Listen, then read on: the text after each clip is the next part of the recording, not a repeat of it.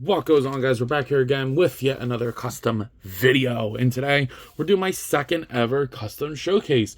I have compiled an array of customs, and honestly this may be my best custom batch yet. As you probably saw in the thumbnail, I'm very happy with how certain things turned out, so you can kind of know what to expect in this video. But I'll go through like my quote-unquote least favorite to my favorite custom and kind of just like express what I did, how I did it, why I did it.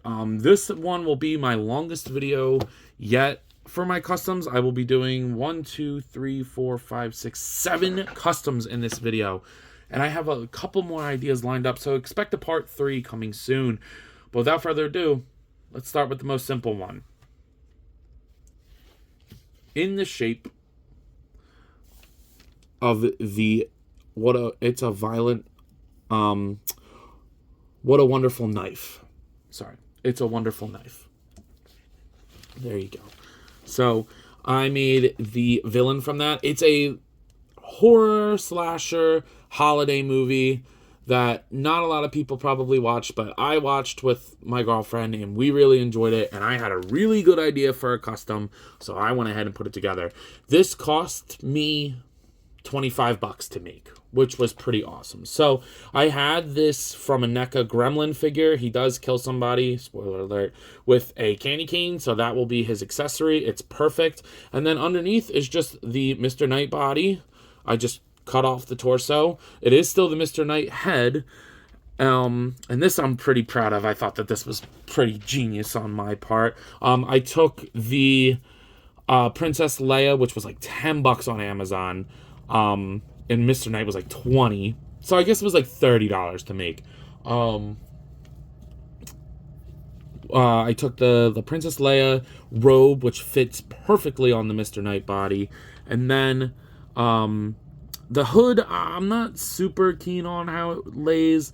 I like it when it's up, but then like the second I pose it, it gets all weird. So I'm going to try to do like the water trick where like you get a little bit of water, lay it down, and then like kind of like mold it in that position and let it dry like that, and that should hold it. It's not terrible, but it could be better. Like that looks great. I like the way that looks.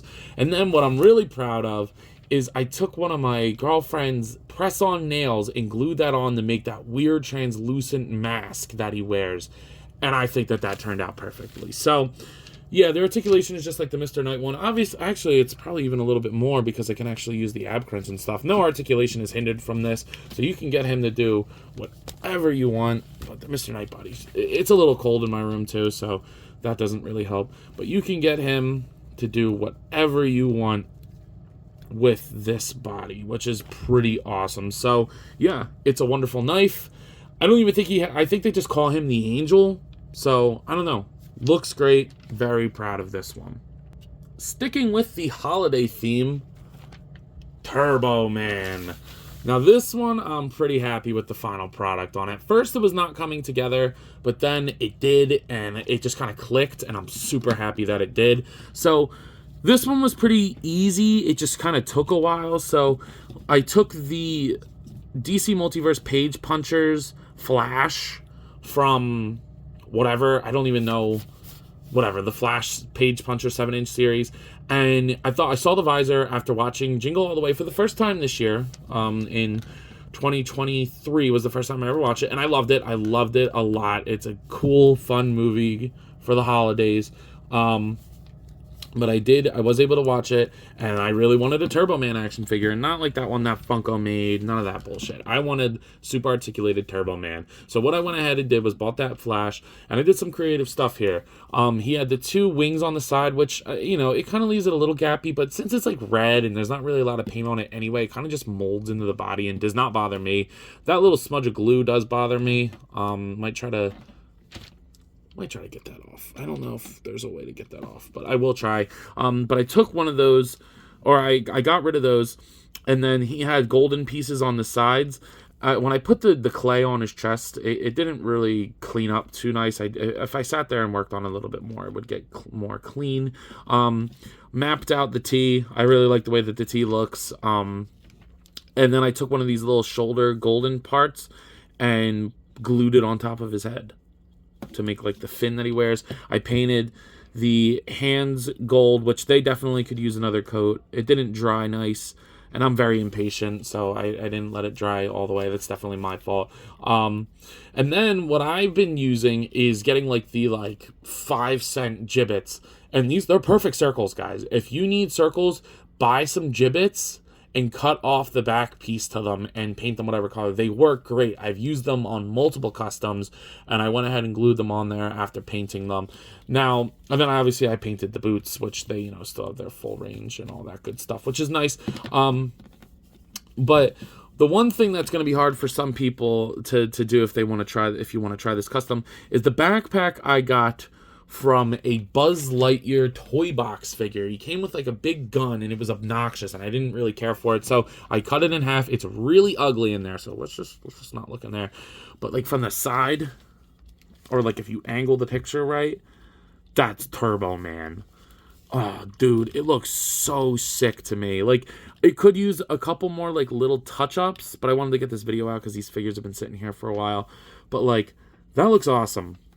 I'm pretty happy with that. I just need to clean up the clay on the chest and shoulders a little bit, maybe acetone some extra gold paint off of there, do another coat on the backpack and the hands, and clean up that glue smudge thing. I don't know if you know how to fix that, let me know. But yeah, Turbo Man, he looks great. 2 holiday customs, one for the horror shelf and one for the Christmas shelf. I'm very happy with it. I think that Turbo Man turned out good. I guess I should have done Turbo Man first and then It's a Violent or What a Wonderful Knife, because now we're going to be talking about some kind of Halloweenish customs. So the first one is a Marvel Legends style Marvel's Frankenstein, and oh man, he looks damn near perfect. I could do the pants with a blue dry brush, but I think I'm just going to leave well enough alone, because I think he turned out great. So what I did was take the ZaccToys, and this cost me grand total like $10 to make.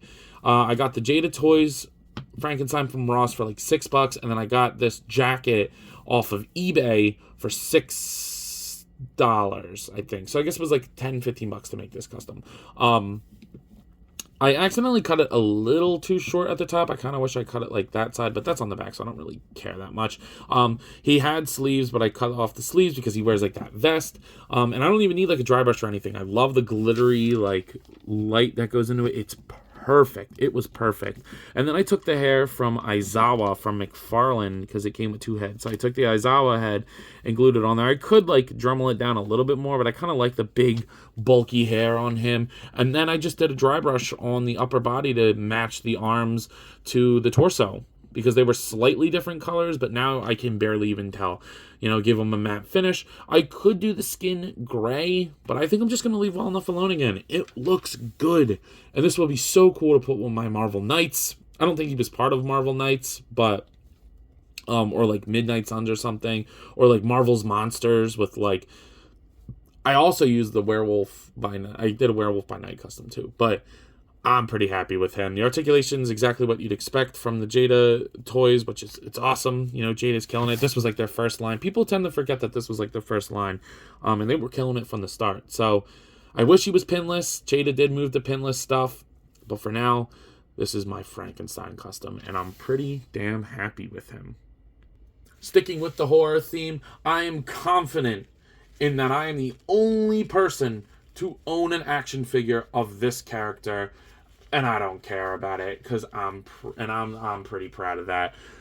I made VelociPastor. Now this is like a low budget, stupid ass horror movie, and I love it. So what I did was I bought the Nun NECA Toys figure, dremeled out the legs, glued in these extra Superman legs that I had just for his legs, because you're not going to see them. All I care about is seeing the feet.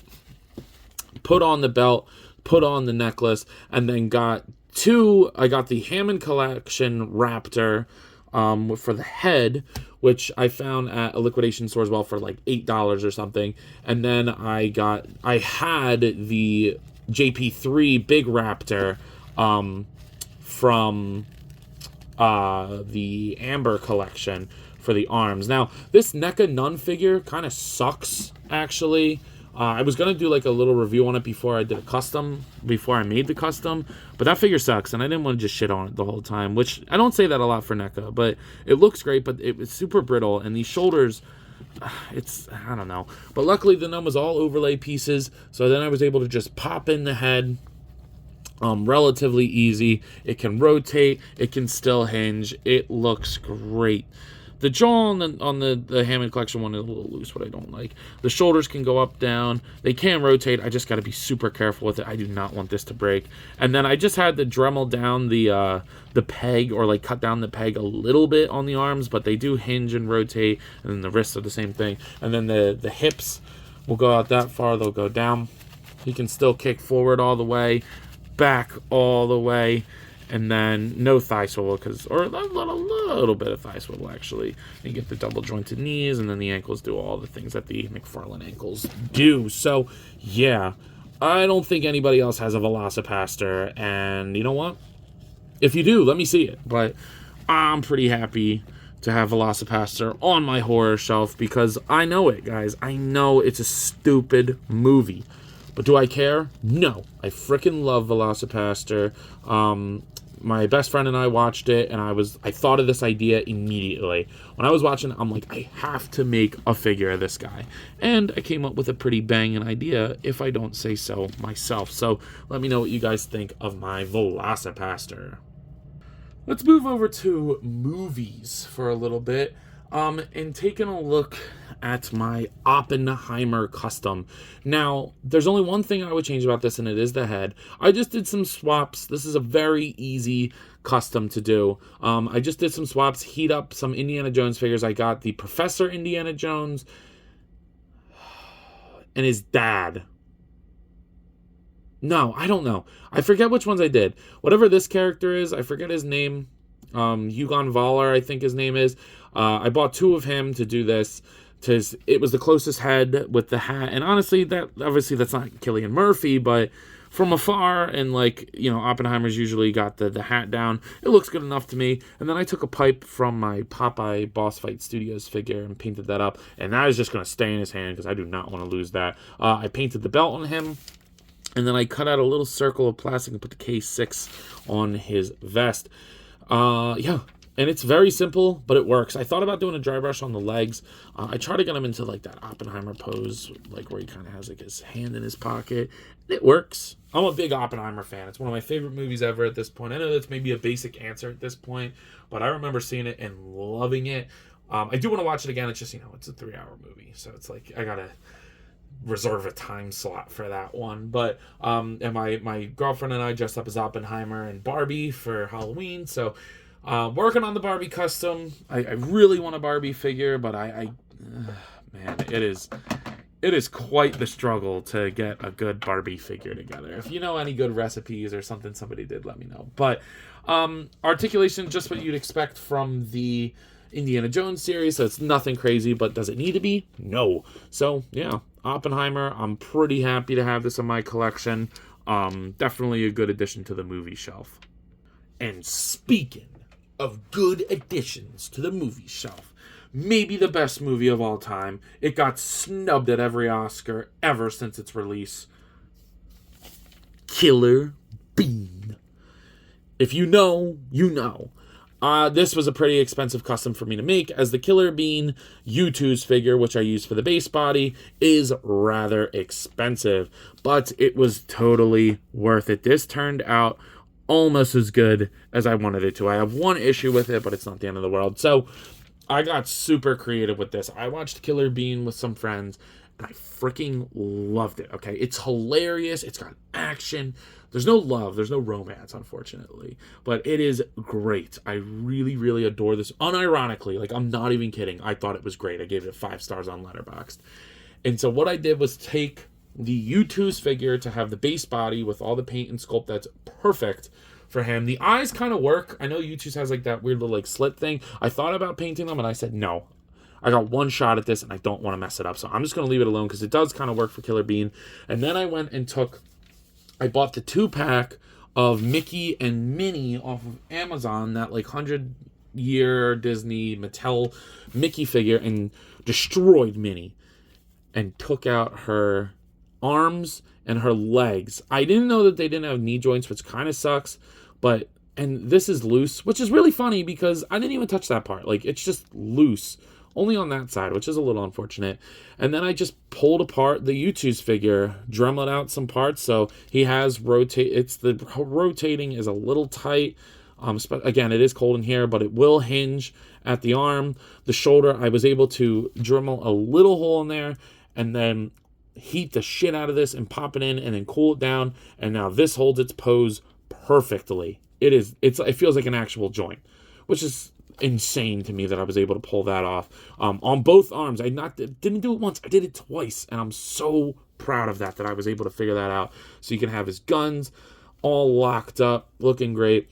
Now, my only complaint is that I wasn't able to get the legs. I did it twice on the hands, but this leg is really loose, unfortunately. I made the hole a little too big, or some plastic broke or something. So while the hinge does still work, it does get a little loose, unfortunately. So sometimes it just comes out, and then I have to, like, let it flop out. But then it does pose, like, and it stands.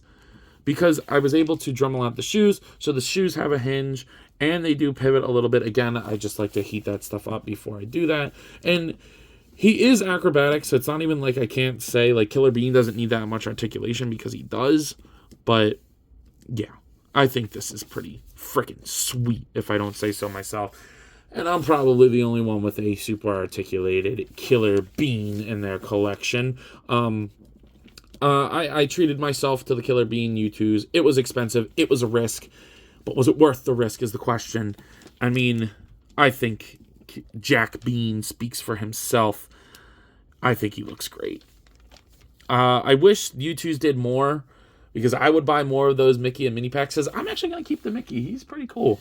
I was thinking about selling him, but I'm like, nah, he's pretty cool. I'll figure out something for him. But I would buy more of those packs. And if they made, like, Jet Bean and Cappuccino and fucking Dark Bean, I would do all of them if they did. I'm not even kidding. Dark Bean or a Killer Bean shelf would go insanely dumb. Let me know in the comments if you've ever seen Killer Bean Forever. It's fucking great. So, yeah, really, really, really proud of this one. It's simple but complex at the same time, if that makes sense. Like, there's a lot of engineering behind this, and I took a lot of financial risks, but it was worth it in the end, and I'm very happy about it. And now moving to maybe my messiest custom ever, I made Indie Comics The Heap. And he sheds a little bit, but he's pretty awesome. Let me adjust the camera for you guys, because getting this swamp thing to stand is kind of a nightmare sometimes. So here is The Heap. Ever since I saw the Shocker Toys one that never got released, obviously I wasn't at the show or anything, I've wanted a Heap. I think he's got a cool ass design. He's a cool dude, and I love these mossy characters, and I wanted to take a stab at making a custom, like, mossed figure. And honestly, it turned out pretty awesome. He looks great. The posability, it's exactly what it is with the McFarlane Toys DC Multiverse Swamp Thing, as that is what the base body is for this guy. But I'm you know, I get nervous to use it sometimes, because when you use it, like, you see how he just, like, sheds. And obviously if I kept using it, like, eventually all the loose pieces that are on him would just fall off, but I don't want to have to clean my desk all the time. So what I did here was, damn, that's a lot. What I did here was I bought the glow-in-the-dark Swamp Thing, because I still want a Swamp Thing in my collection. And I just left the glow-in-the-dark one as my Swamp Thing. But what I did for this one was take it and go ahead and just glued on fake moss from, like, Michael's or something. It was like $10 for the bag. It was totally enough.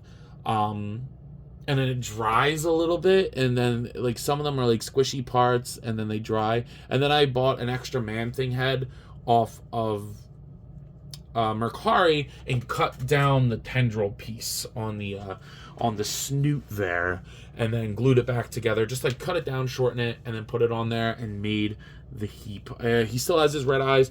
I'm The proportions aren't exactly what I picture the heap to look like. I picture them more a little bit shorter and stocky, kind of like the Marvel Legends Man thing, but I was not taking another huge financial risk for a custom because that figure is very expensive. I've heard that there's rumors of that figure being re-released, but at this point, I'm just going to keep my heap to myself because I was able to Dremel out the head.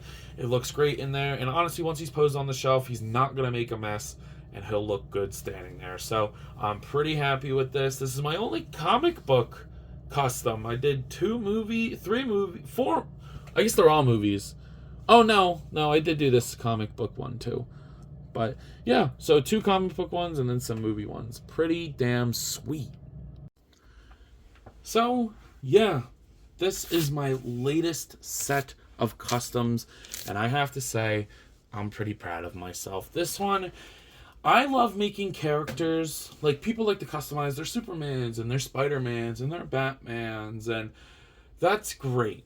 Those customs are fantastic, and some people are way more talented than me, but I like to make characters that I don't think anybody else has in their collection. And I know some people have done heap customs. I got inspired to do this heap custom off of somebody on Instagram, but I don't think anybody has Velocipaster. I don't think anybody has Killer Bean. I don't think anybody has It's a Wonderful Knife. I don't think anybody has this kind of Turbo Man. Oppenheimer, maybe. And if anybody knows a good 3D printed head, please let a brother know. Please let a brother know. That would be great.